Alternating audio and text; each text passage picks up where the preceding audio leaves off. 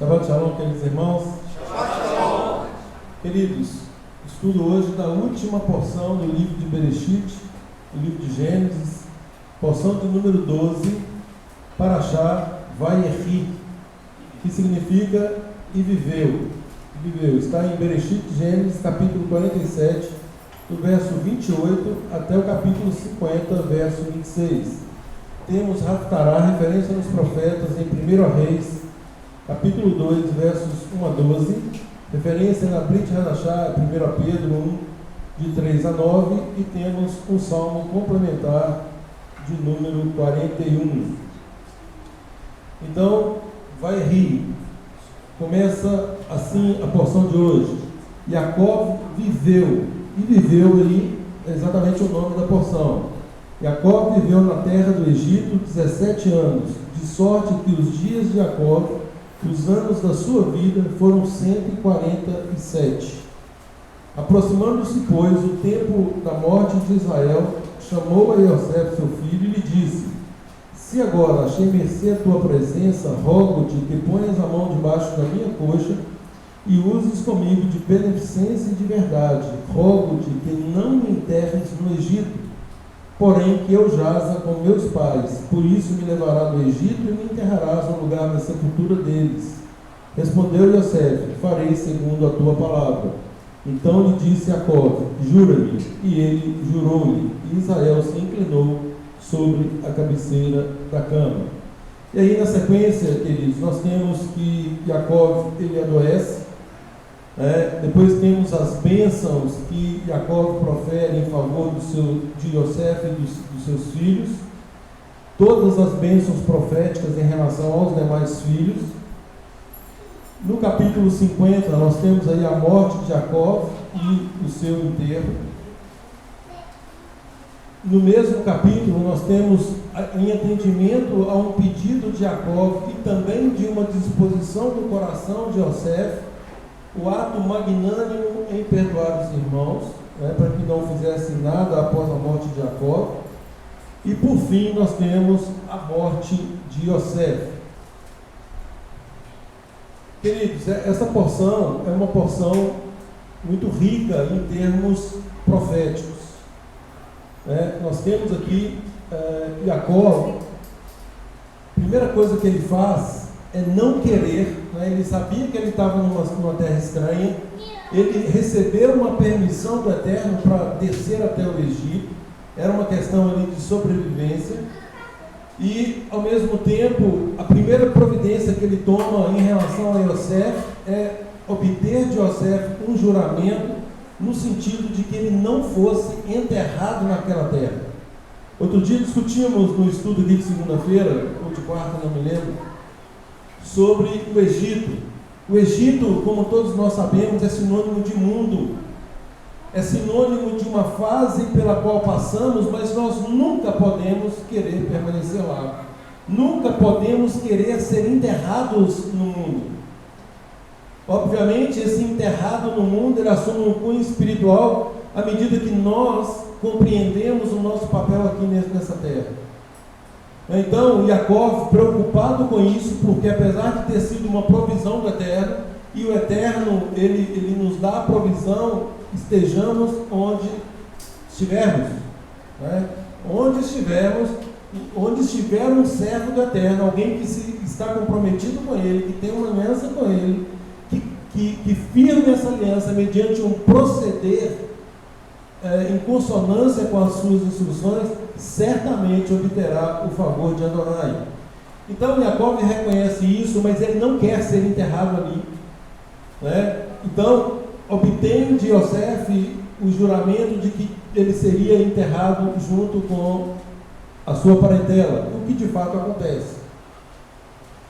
Então, queridos, conquanto nós sabemos, aí nessa discussão de segunda ou quarta-feira, alguém falou assim: o Egito é a incubadora de Israel. Sim, foi por um tempo, sem dúvida alguma, atendendo aí a uma profecia, a um comando do Eterno de que o povo, o nosso povo, seria escravizado naquela terra. Tanto é que permanece lá por 400 e poucos anos. mas que seria uma fase. O Eterno tinha uma promessa para o seu povo e Ele mantém essa promessa para o seu povo. Se tudo ainda não foi cumprido, podem ter certeza, a culpa é nossa. A infidelidade é nossa. Todos esses retardos, todos esses atrasos no cumprimento até mesmo de profecias, deve-se à desobediência, deve-se à independência nossa, no sentido de nos desvencilharmos do nosso Criador, daquele que nos dá instruções. E aí, queridos, eu estudando essa porção, me vieram algumas reflexões, e a primeira delas é a seguinte: nós devemos nos esforçar. Foi comentado aqui agora há pouco acerca dos filhos de Yosef. Os filhos de Yosef, nós veremos aqui, receberão a bênção com primazia até mesmo dos patriarcas. Então, Jacó aqui, ele profere bênçãos para os filhos de Yosef que foram nascidos e criados no Egito, só que com uma diferença: apesar de estarem no Egito, eles não se contaminaram, ou seja, apesar de viverem no mundo, não lhes foi permitido, ou melhor, eles tinham a instrução do Eterno tão inculcadas neles que eles não se contaminaram. Tanto é que são destinatários de bênçãos aqui por parte de Jacó. E aí isso nos chama a atenção, porque nós estamos aqui no mundo, nós estamos em um sistema que quer tragar os nossos filhos, mas se nós cumprirmos tão somente o chamado, no sentido de inculcar na mente dos nossos filhos os princípios elementares da instrução do Eterno, eles não se vincularão a esse mundo. Eles serão luz onde estiverem, assim como os filhos de Yosef. Eles foram luz, eles fizeram a diferença, ao ponto de o avô aqui deixar os demais e começar a bênção por eles, em favor até mesmo de Yosef. Então, queridos, a pergunta é: nós estamos nos esforçando o suficiente para cumprir as instruções do Eterno? Como nós temos tratado as instruções do Eterno? As instruções, elas têm um cunho santo para nós? Elas têm algo de bom, de suave, assim como o salmista declara várias vezes, no sentido de que essas instruções são bálsamo, que são lâmpada e luz, que são mais preciosas do que ouro, do que muito ouro depurado. Nós temos conseguido compreender esses valores ao ponto de efetivamente nos colocarmos à disposição do Eterno para cumprirmos esses mandamentos? Ou nós estamos cumprindo mandamentos por cumprir? Então, queridos, um dos maiores esforços, e aí é óbvio, isso eu estou falando de mim, o meu maior esforço hoje é fazer de tudo para não flexibilizar, para não aumentar, para não modificar as instruções do Eterno, e sobretudo para conseguir cumpri-las. Esse é o primeiro esforço. E aí, queridos, um segundo esforço, e aí agora eu falo como um líder apenas e tão somente no sentido de conduzi-los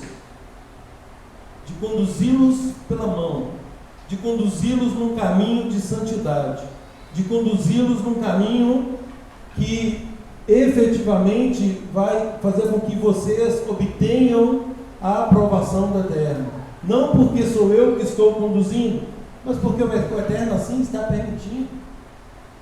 E a palavra fala o seguinte, queridos, que o Eterno, ele dispõe de autoridades, para de algum modo ser bênção para nós. E é óbvio que nós temos que reconhecer isso. Aliás, isso é mandamento. O mandamento é para que nós reconheçamos as autoridades também no lugar que estivermos. Em qualquer lugar que estivermos, nós temos que identificar aquela autoridade e nos submetermos a ela. Não submetermos como algo pesado, não, submetermos como ao eterno. Nós estamos fazemos o que fazemos para o eterno, para agradar o eterno.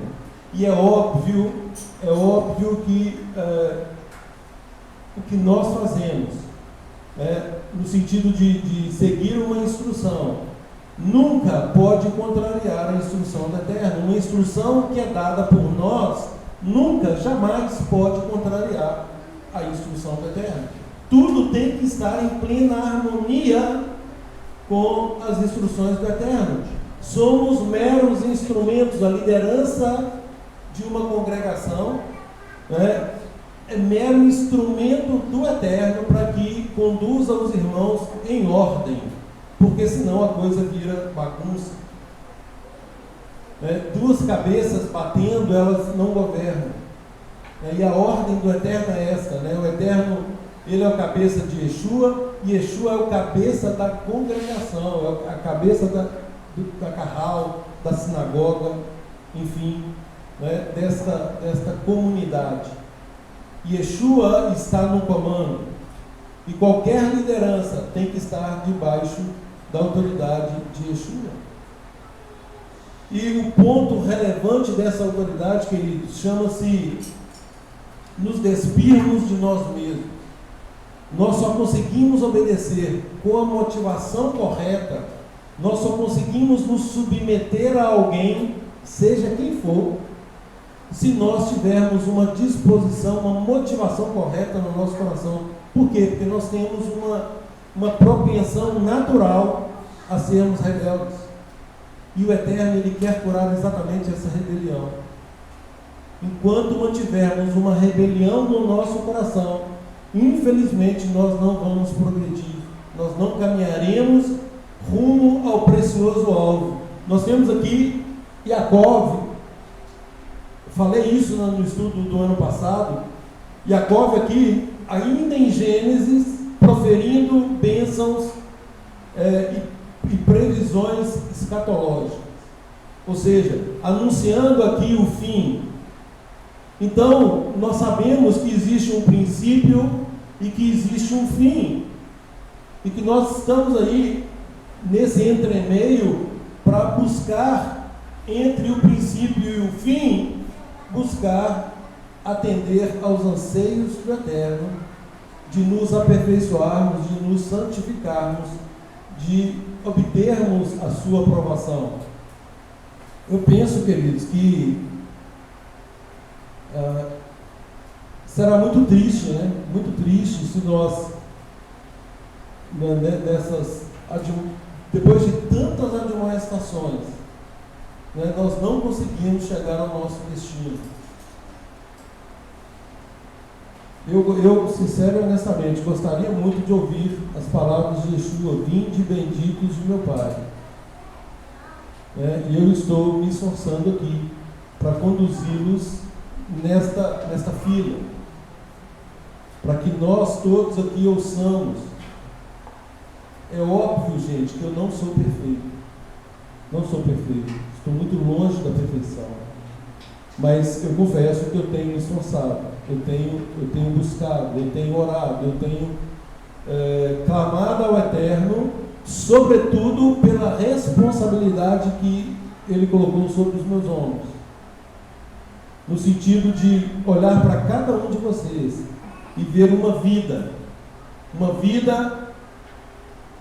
principalmente sabendo que a minha contribuição pode conduzi-los num caminho ou no outro.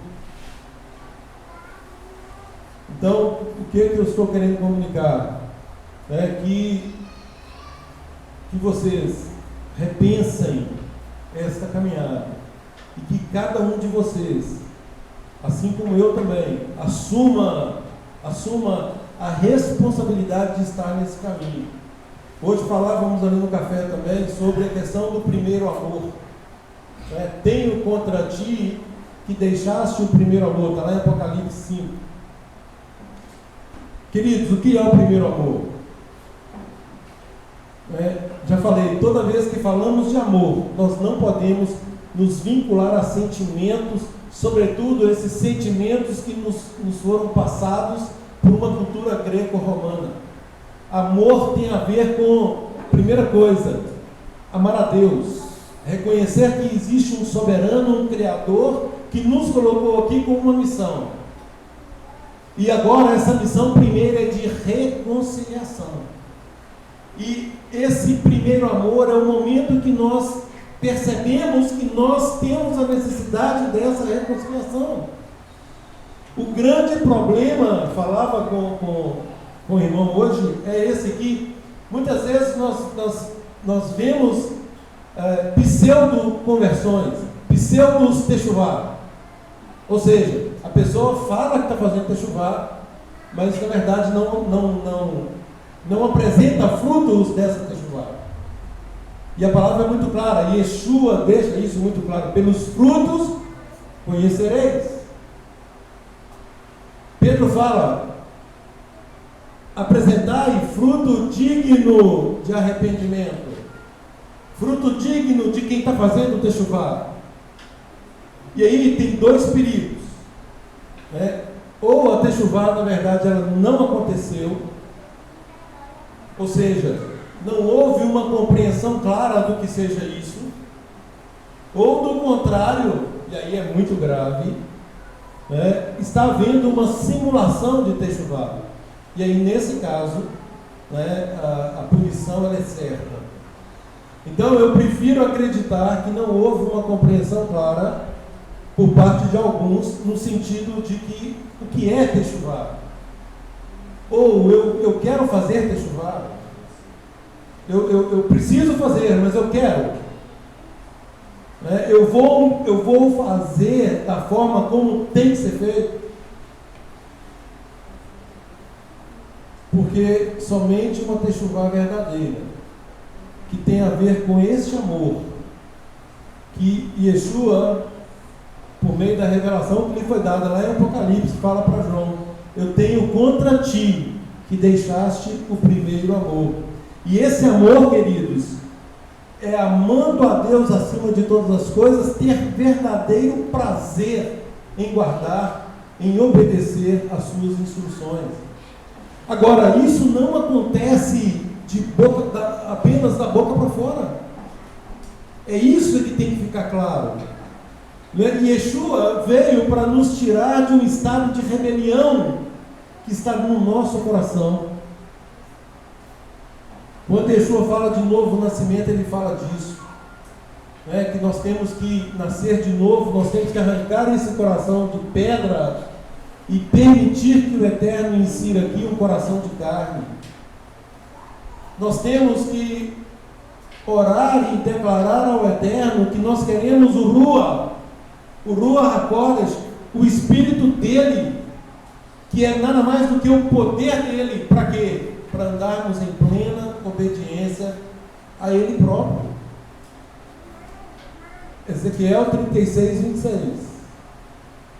Né? Ele nos dá o Ruach, que é o poder dele, para andarmos em plena obediência aos estatutos, ordenanças e mandamentos, ou seja, a todas as suas instruções. Ninguém recebe o Ruach para ser rebelde.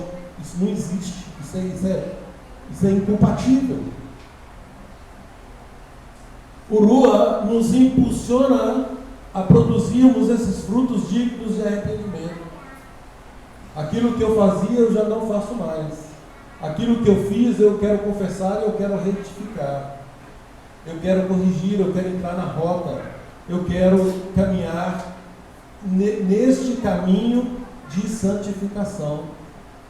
Porque se não for assim, eu não verei a Adonai.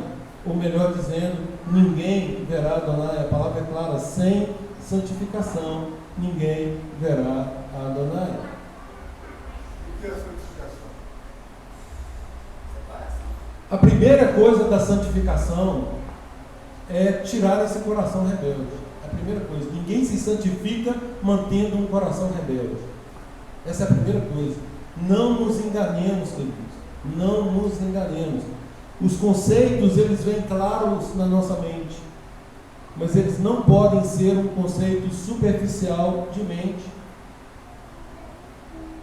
Enquanto nós mantivermos essa superficialidade, o Evandro perguntou o que é santificação. Nós sabemos o que é, o conceito nós sabemos de cor o que é santificação, mas de fato estamos buscando essa santificação. O nosso coração, ele tem verdadeiro prazer em servir a Adonai, ou ainda estamos fazendo por cumprimento de tabela? Afinal de contas, existe um segmento judaico-messiânico que, de algum modo, me ensina aí o caminho e tal. Eu vou ficar nessa superficialidade ou eu vou integrar esta comunidade para contribuir com a vida,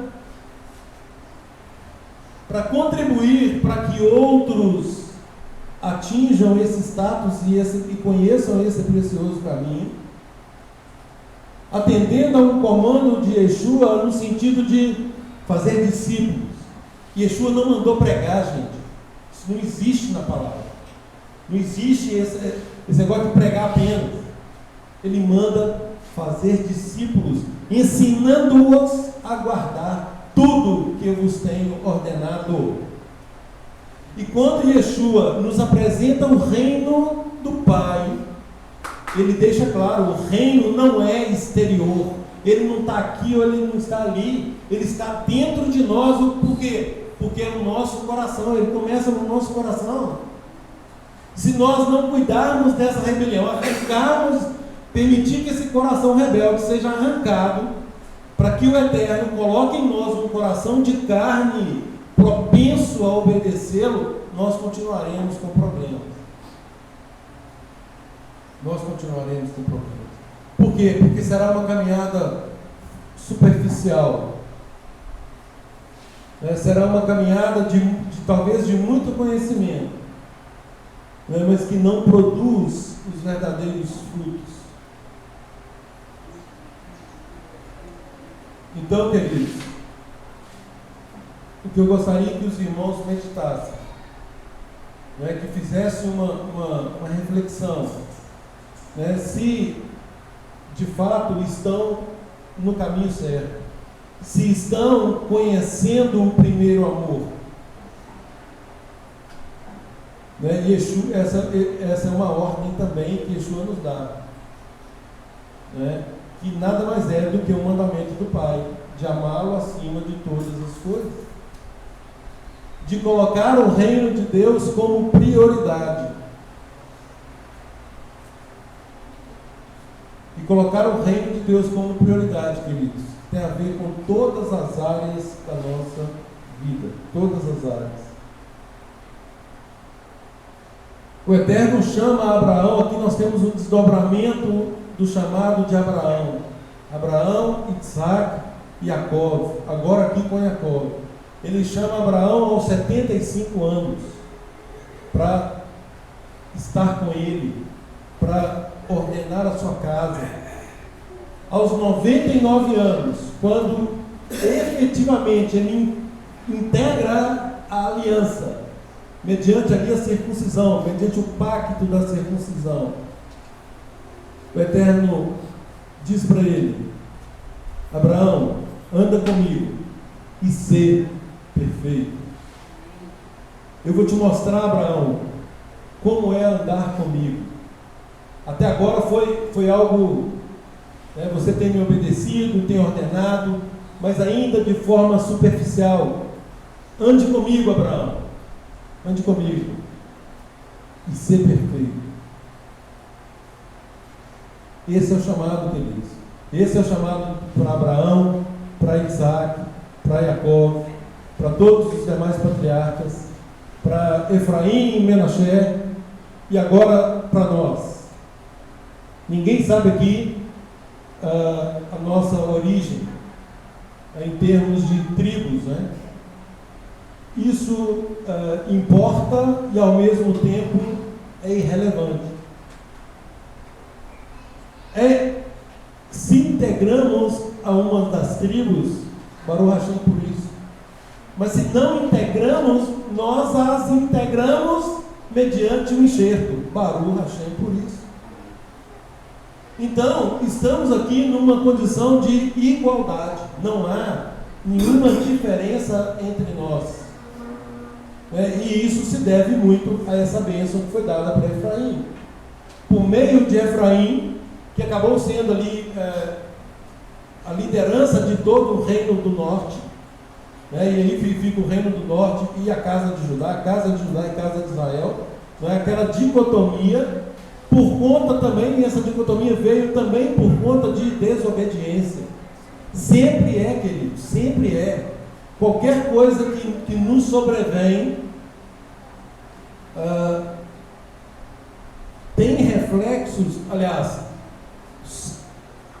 o que está nos sobrevindo é reflexo de alguma coisa espiritual.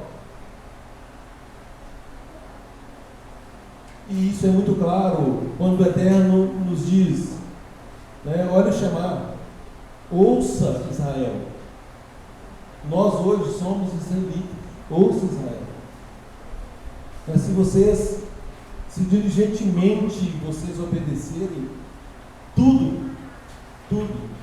E aí tem uma parte ali que muitos não proferem, apesar que é mandamento, mas não proferem, ou quando proferem bem baixinho, porque afinal de contas está ali, se nós não obedecermos, não virá chuva, não virá colheita, ou seja, essa parte aqui não me agrada muito não. Só que o Eterno diz, eis que ponho diante de vós a bênção e a maldição. Está ali. A bênção e a maldição. Escolham a bênção. Nós temos opção. E aí muitos falam assim, mas espera aí, ele coloca a maldição para nós? A maldição, queridos, é fruto da desobediência. Olha, se diligentemente obedeceis a meus mandamentos que hoje nos ordeno, me amar a Adonai nosso Deus, nos servir de todo o vosso coração, de toda a vossa alma, darei. Vocês comerão melhor dessa terra, em resumo. Agora, se não me ouvirdes, se vocês forem servir a outros deuses, e aqui nós temos quem?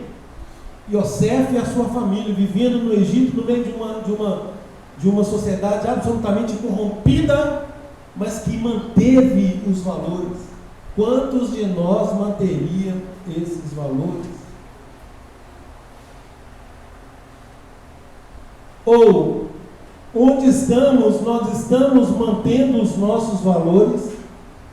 Os nossos filhos têm sido ensinados de forma diligente, de forma cautelosa, de forma exaustiva, a amar Adonai acima de todas as coisas?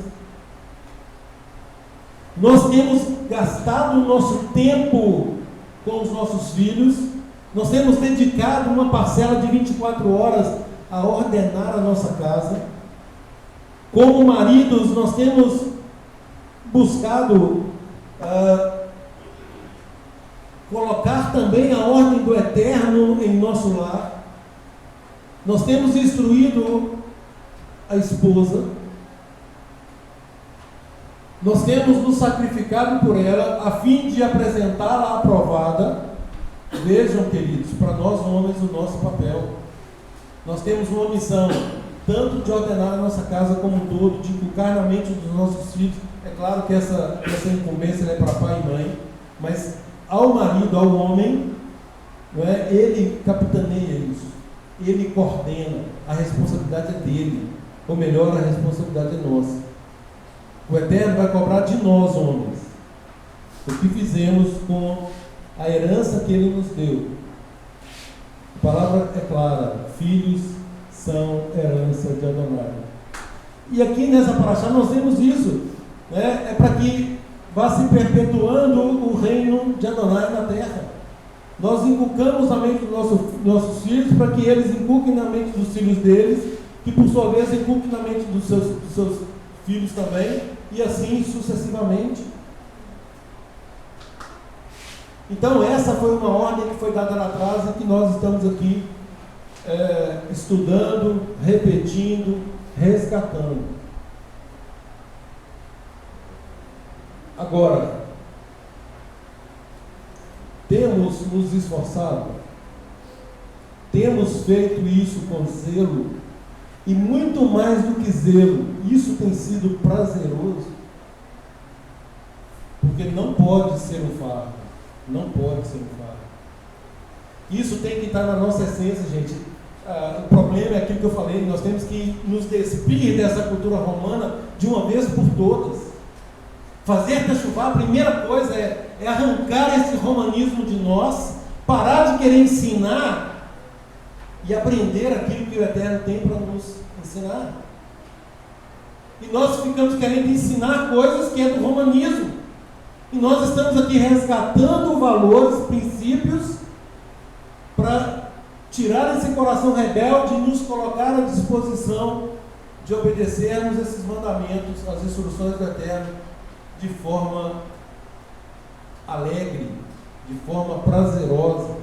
Senhor, tenho prazer na tua lei, na tua instrução. Será que eu tenho esse prazer? Aqui nós vemos um episódio quando Jacó abençoa os filhos de Yosef. Nós temos um episódio aqui de inversão de ordem. E aí alguém comentou lá hoje assim, Yosef não gostou não, né? Yosef não gostou. Mas o fato de ele não gostar, tem alguma informação aqui que ele se rebelou contra o pai? Não, queridos.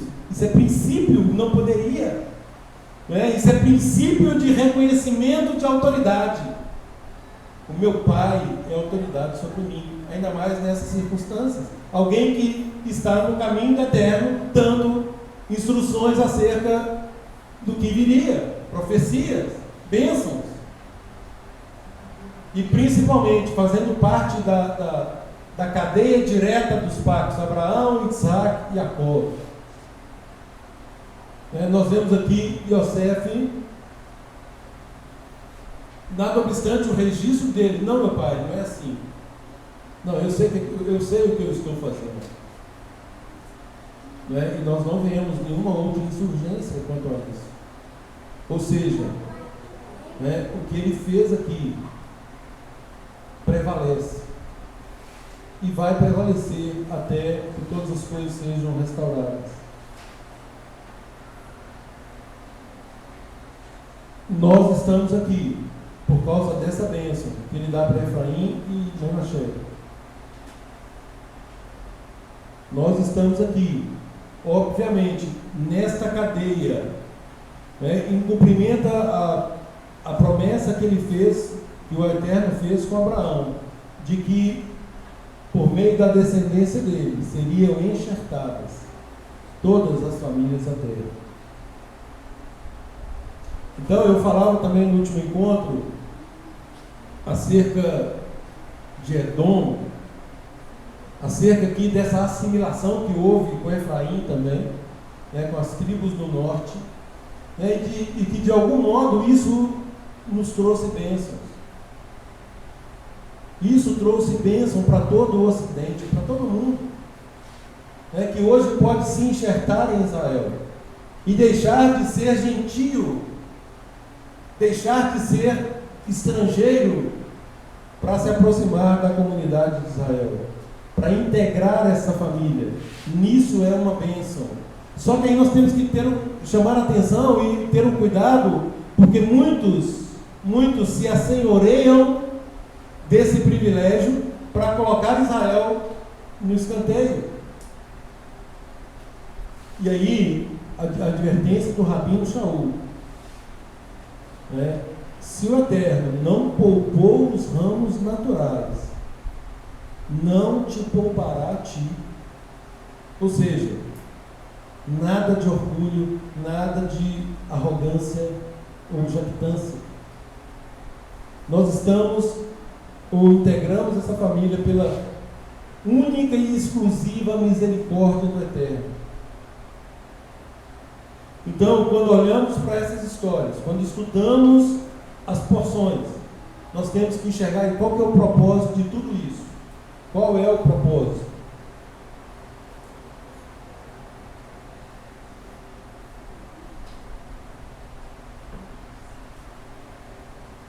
Nós temos, queridos, que nos enquadrar nesse propósito. Nós precisamos crescer, nós precisamos progredir, nós precisamos caminhar. E eu vou falar mais uma vez, né? Eu estou plenamente, totalmente à disposição para conduzir quem quer ser conduzido. Não vou forçar ninguém, é óbvio, né? Mas quem quiser caminhar junto, eu estou aqui para nós caminharmos juntos, para que nós cheguemos a esse alvo juntos, né? Custe o que custar, gaste o que gastar de tempo, né? Mas precisamos alinhar essa disposição de vontade, né? Para que saibamos efetivamente se estão todos no mesmo barco. Aqui nós vemos, queridos, nós temos que, é o que eu falei, nós temos que pegar esses princípios. Veja bem,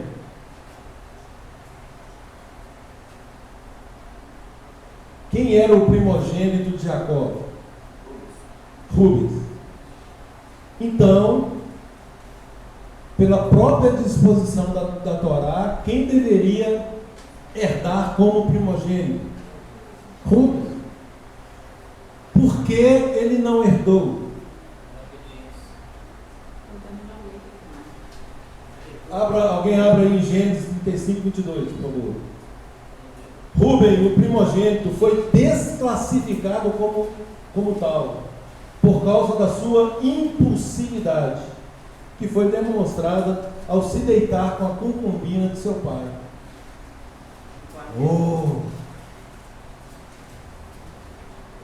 Deitou com a concubina do pai, com a esposa do pai? Sim, deitou. Ficou impune? Não. Olha aqui. Na hora de herdar uma bênção, assim como aconteceu com Esaú. E aí, queridos, nós percebemos mais uma vez,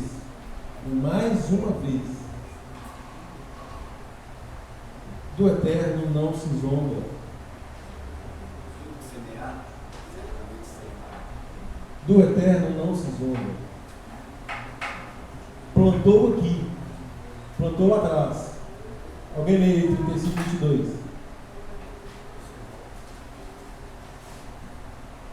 Gênesis 35, 22, gente. O 49 não fala. É 49 é a vez. Gênesis 35, 22, por favor. Enquanto Israel estava vivendo nesta terra, Rubem deitou concubina de seu pai, e Israel ouviu falar a respeito. Olha aí. O fato grave registrado na Torá. Então aqui, ele é desclassificado exatamente por conta dessa impulsividade sexual não contida. Não contida. Ele não se conteve. Não teve domínio próprio. E muito mais do que isso. Qual foi o maior princípio aqui?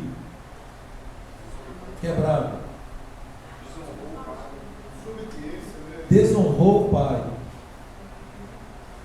É óbvio que isso tem. Agora, veja bem, gente, é o que eu estou tentando ensinar.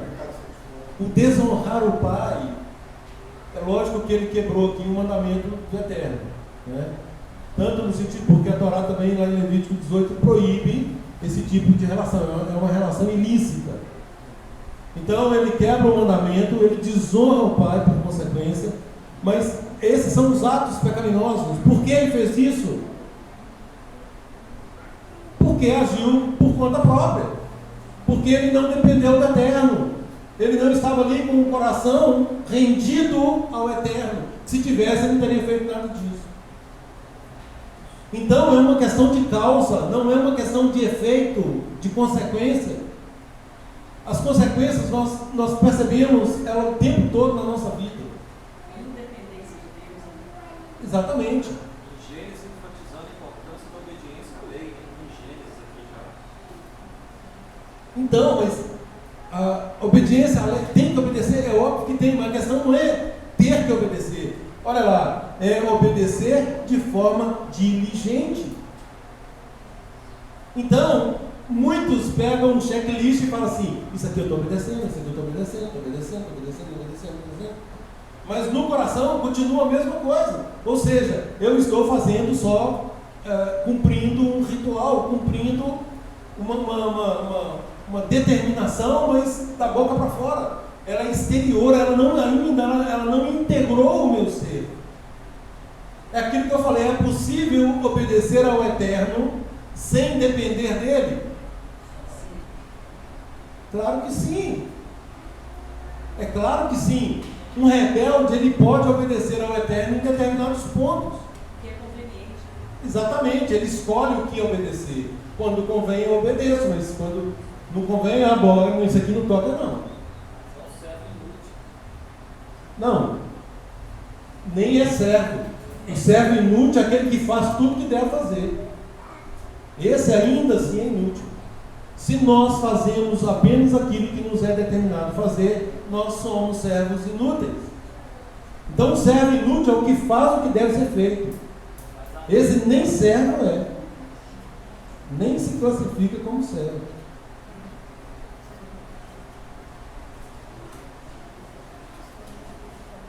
Simeão e Levi, olha na sequência, gente, olha as consequências de atos.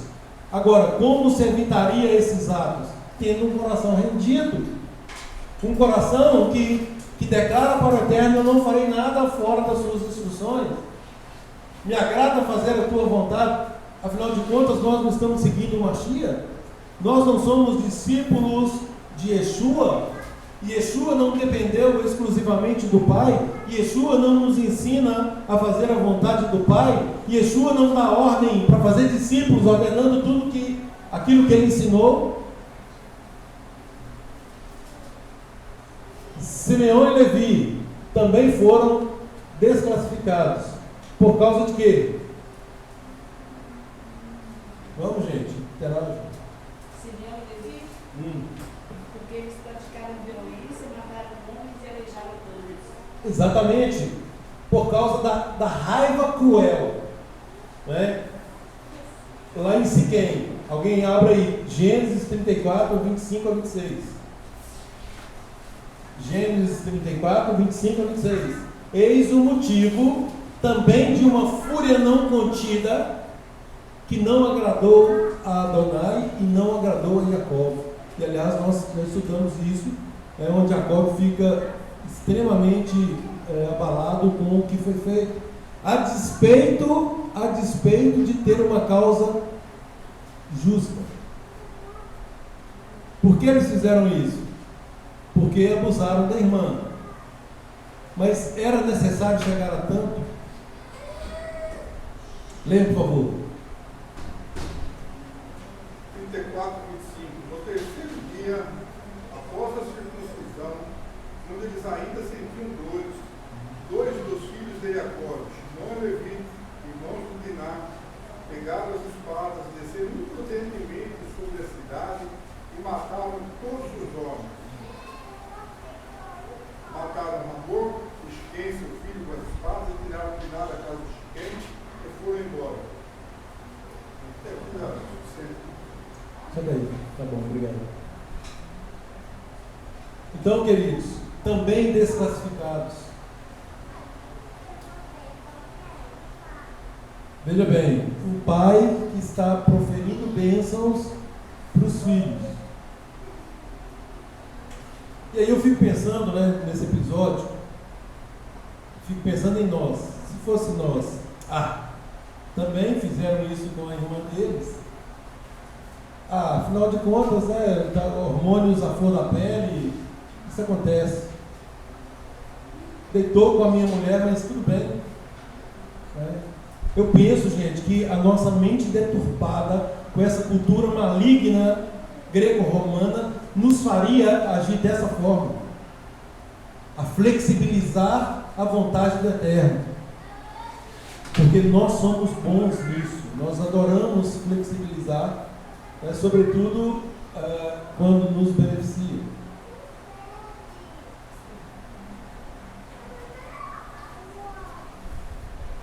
E aqui, queridos, nós vemos que ele continua proferindo ali as bênçãos.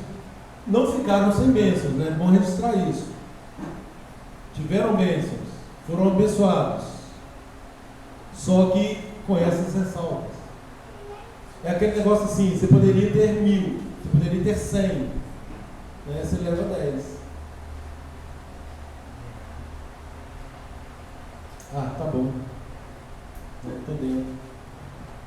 Isso é o que nós categorizamos como uma vida medíocre.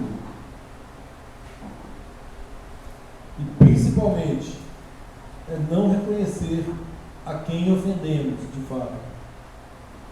Primeiro o Eterno. Primeiro o Eterno. Depois, aqui, cada qual o seu próximo. Né? Rubem em relação ao pai, Shimon e Levi em relação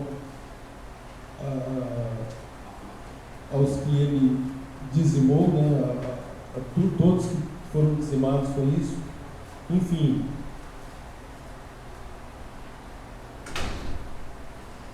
E aí, queridos, a discussão no meio do nosso povo é por que Jacó, aqui, ele profere essas bênçãos, então, mas nós sabemos que eles profere essas bênçãos aos filhos de José. Né? O que ele estava ensinando ali também, com relação a esses filhos, em relação aos demais filhos.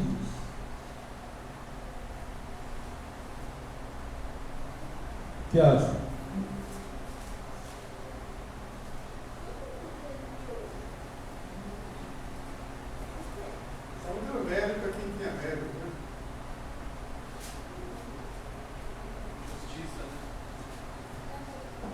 Achei muito interessante que alguns estudiosos apontam, sobretudo quando há essa inversão da ordem.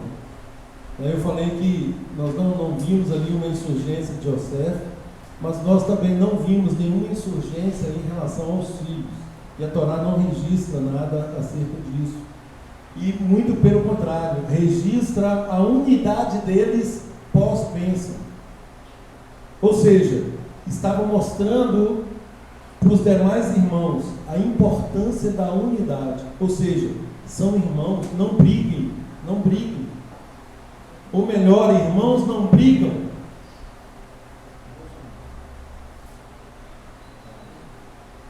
Um irmão protege o outro irmão. É uma questão de proteção. E aqui, na família de Jacó, qual foi o desdobramento? O desdobramento foi até que mandaram José, queriam matar, jogaram no poço, venderam, enfim, mostrando que quebra de unidade, mostrando descompasso de propósito.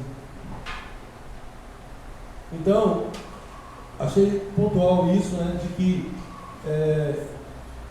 Jacó estava ensinando aqui para todos os demais filhos, a manterem a unidade entre eles. Em relação a Yehudá, já falamos disso no estudo do ano passado, mas só para registrar, Yehudá recebe a bênção aqui que o cetro não se arredará de Yehudá, nem o legislador dentre seus pés, até que venha Siló. E o que é Siló? O Mashiach. E a ele se congregarão os povos. Está em Gênesis 49, 10.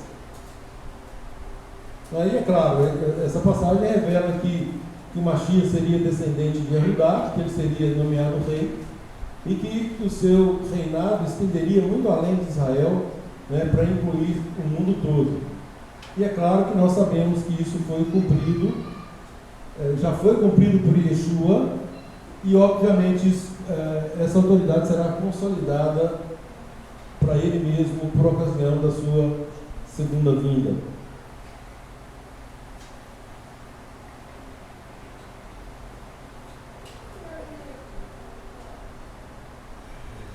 Interessante um comentário rabínico que fala o seguinte, que a tribo de Judá manteve de fato com o cetro, inclusive na questão de julgamentos, né, no Sinédrio e tudo mais, até os anos 40 da nossa era. Ou seja, né, até a chegada do Messias, cumprindo isso aqui até que venha Siló. Até que venha o Messias. E a partir daí, né, teve a destruição do templo, essa autoridade acabou se perdendo.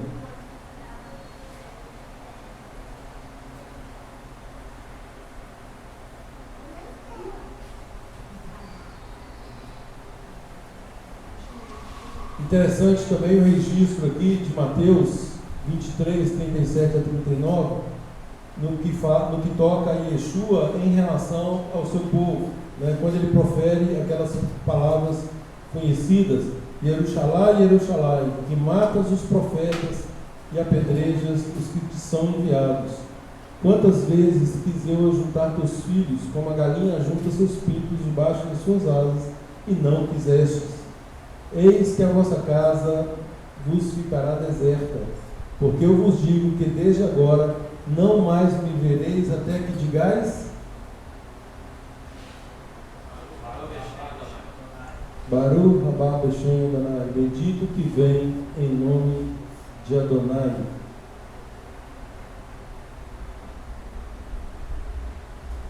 E aí, queridos, quando isso acontecer, nós saberemos que, conforme Apocalipse 5:5, o leão da tribo de Judá, a raiz de Davi, tem prevalecido. Então, Yeshua, ele cumpre todas as profecias messiânicas, né, sem nenhuma dúvida a esse respeito. Sem nenhuma dúvida.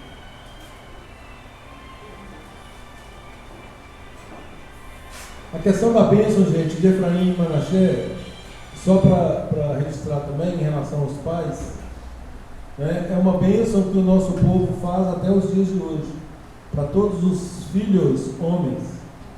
Então, é uma bênção. Gênesis 48:20 fala assim: assim os abençoou naquele dia, dizendo: em ti Israel abençoará, dizendo: Elohim te ponha como a Efraim e como a Manassés. E pôs Efraim diante de Manassés. Ou seja, nós homens abençoamos os nossos filhos homens, enquanto as mulheres são abençoadas também com a bênção das matriarcas, Sara, Raquel, Rebeca e Lia. Então, assim, são as bênçãos proferidas a cada semana sobre os nossos filhos.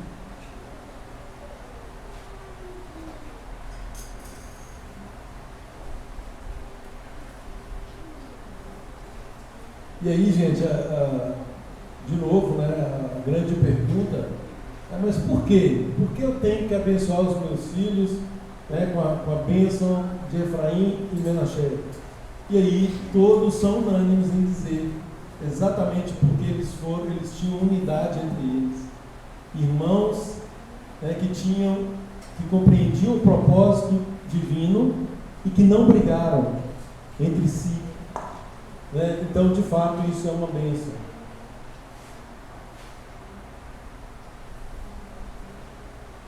Porque eles quebraram o padrão de rivalidade, né? Nós temos desde o início lá com Abraão, né, Isaac e Ismael, depois Esaú e Jacó,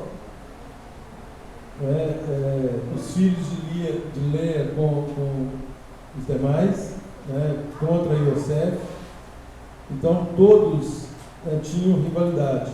não aconteceu isso em relação a esses dois que foram levantados, diga-se, criados fora da terra de Israel. Então, um ponto, né, para reforçar aquilo que estamos falando. Não importa onde estamos, a questão é a quem estamos servindo.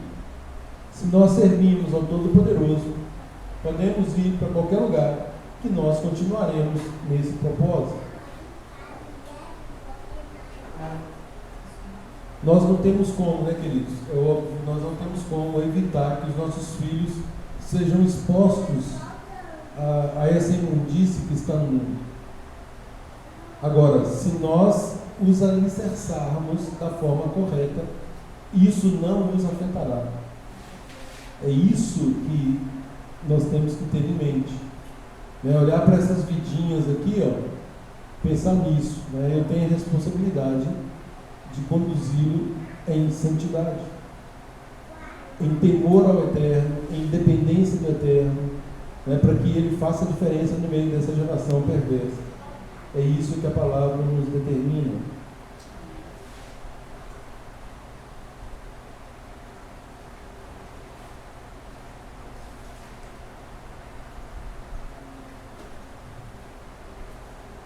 Abram em 1 Reis, por gentileza.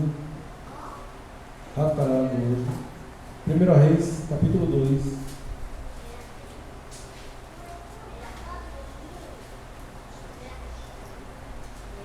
Aqui nós temos Ratará de hoje. Nós temos Davi dando instruções a Salomão semelhantes a que acontece aqui. Vou ler só alguns versos. Aproximando-se os dias da morte de Davi, deu ele ordens a Salomão, seu filho, dizendo: eu vou pelo caminho de todos os mortais. Ou seja, se tem algo certo, gente, é isso aqui. A morte, isso é absolutamente certo. A questão é, para nós que cremos nas instruções do Eterno, nós sabemos que há remédio para a morte, que há ressurreição. Então nós fazemos a vontade de Adonai, estamos neste caminho, para que nós não soframos a segunda morte. Essa primeira morte, dependendo aí do tempo que Yeshua volte ou venha, então assim, todos iremos passar por ela. Agora, o que importa é a segunda morte. Quem morrer pela segunda vez, tchau, está fora. Será desarraigado da terra, conforme diz a Torá. Eu vou pelo caminho de todos os mortais. Coragem, pois, e ser homem. Olha aí, nós estamos falando isso para os nossos filhos. Essas palavras foram ditas também em Josué, né? Ser forte e corajoso. Coragem e seja homem. Olha aí. Guarda os preceitos de Adonai, teu Deus, para andares nos seus caminhos, para guardares os seus estatutos, e os seus mandamentos, e os seus juízos, os seus testemunhos, como está escrito na lei de Moshe, para que prosperes em tudo quanto fizeres e por onde quer que fores. Olha aqui, gente. Se nós obedecermos, não importa, olha aqui, para que prosperes em tudo quanto fizeres e por onde quer que fores. O local aqui tem alguma coisa a ver? Não tem. Onde estivermos, se nós estamos dependendo do Eterno, obedecendo às suas instruções, nós prosperaremos. Para que tudo isso? Verso 4. Para que Adonai confirme a palavra que falou de mim, dizendo: se teus filhos guardarem o seu caminho. Olha aí, gente, mais uma condicionante. Se. O problema é que nós adoramos as bênçãos, né? Aí nós olhamos: o Eterno, olha aqui, o Eterno vai fazer isso. Eu vou comer o melhor dessa terra. Opa! É verdade. Só que tem um se antes. Se diligentemente obedeceres. Não, mas eu obedeço. Não está falando que é só obedecer. Está falando que tem que obedecer de forma diligente. Isso, gente, nós chamamos de um mandamento qualificado. Ele não é só um mandamento, ele tem algo que o qualifica, que é a diligência. Então não é obedecer de qualquer modo. E esse não obedecer de qualquer modo, mais uma vez, isso tem a ver com de dentro para fora e não de fora para dentro. Prestem atenção, gente, na hora de agir, porque nós somos prontos para fazer de fora para dentro. E nós não podemos servir a Deus dessa forma, ainda que estejamos servindo. Não, eu tô fazendo, olha aqui, olha o meu checklist, ó. Certinho, eu fiz, eu cumpri. Mas olha o coração, como está o coração. Rebelde, longe, continuando a fazer a própria vontade. É mais ou menos assim. Aí eu estou obedecendo, né, Senhor? Eu estou obedecendo. Mas o meu coraçãozinho aqui está dizendo exatamente o contrário. Não é bem assim. Mas as obras não faz boas obras.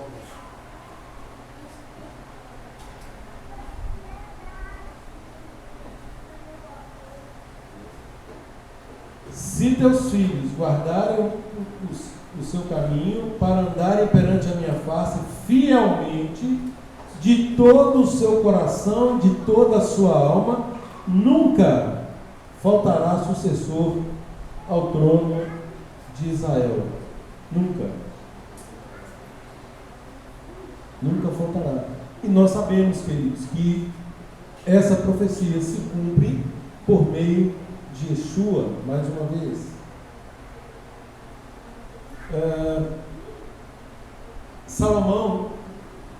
Salomão aqui, inicialmente, ele obedece bem, né? Ele faz uma oração que agrada ao Eterno, quando ele pede sabedoria ao Eterno, sobretudo para conduzir o seu povo.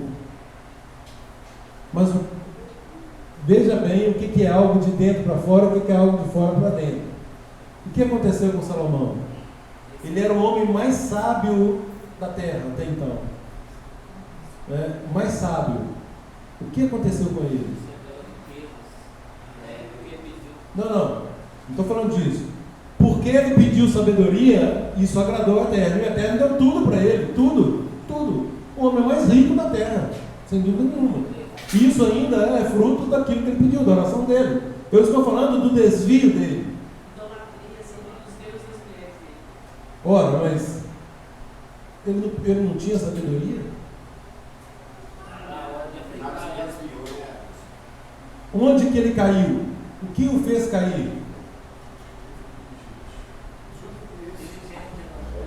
Não, gente, não era cair, mas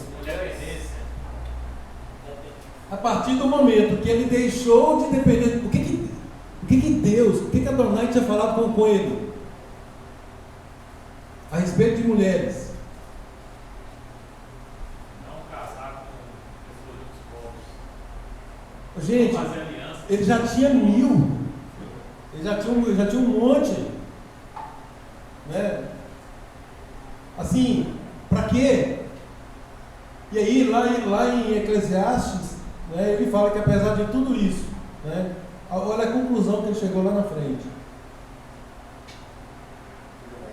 Tudo é vaidade. Tudo é vaidade. Ou seja, ele se torna independente de Deus, ele ignora a ordem que Deus deu e ele age contra aquela ordem. E porque ele agiu contra aquela ordem, ele colheu amargos frutos. Ele cometeu um dos pecados mais graves, né, que é a idolatria. Agora, tudo isso, gente, esses atos pecaminosos, idolatria, relações sexuais ilícitas, assassinatos, etc, isso são os atos pecaminosos que decorrem de um coração independente. Se o coração fosse dependente, não aconteceriam os atos pecaminosos. E mais uma vez, né? Enfatizo. É por isso que Yeshua é tão combatido. É por isso que as pessoas, quando falam em Yeshua, muitas vezes elas não querem nem ouvir, porque Yeshua trata da causa conosco. Yeshua não passa a mão na nossa cabeça. Yeshua, quando ele diz, seus pecados estão perdoados, ele diz, vai e não. Então, ele quer tratar a causa, ele não quer tratar só os efeitos. Então, quando ele fala, quando ele tem a coragem de chamar os experts em Torá, em instrução, os mestres da lei, de hipócritas, que são hipócritas, sepulcros caiados. Jesus é doido? Yeshua é doido? Alguns vão dizer, né? Ele está falando isso com os mestres da lei. Agora, por que ele falou isso com os mestres da lei? Exatamente, ele estava vendo os frutos. Exatamente isso. Estava vendo os frutos. E aí o que Yeshua diz? Façam o que eles estão falando, mas não façam aquilo que eles estão fazendo. Porque eles falam e não fazem. Então, Yeshua conhecia a raiz do problema. E ele queria tratar a raiz do problema. E aí é óbvio que eles não quiseram, chegaram a tramar a morte dele, né, chamando ele de endemoniado. E Yeshua ainda tem a coragem. Vocês é que são filhos do diabo.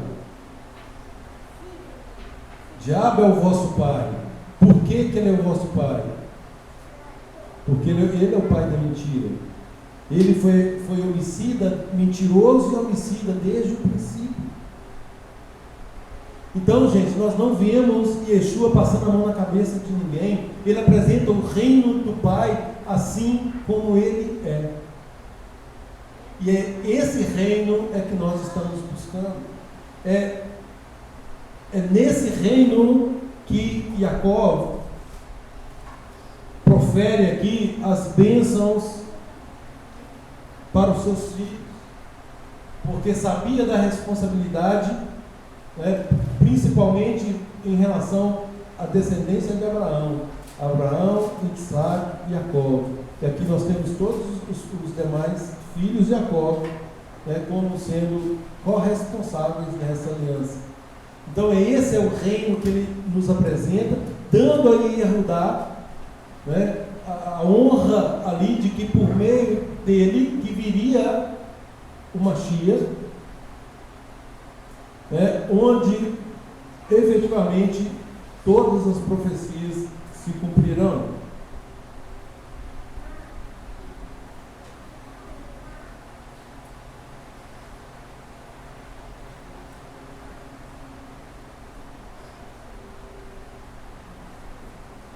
Evocando o que está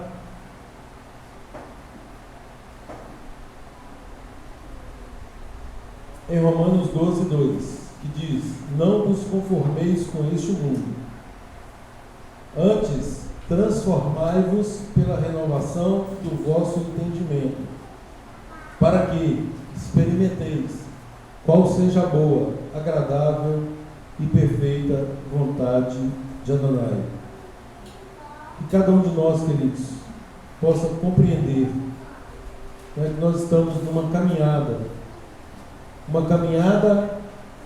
depois de termos sido justificados pelo sacrifício de Yeshua, uma caminhada agora de santificação, e essa santificação requer de nós um posicionamento firme e sério, né, no reino de Adonai.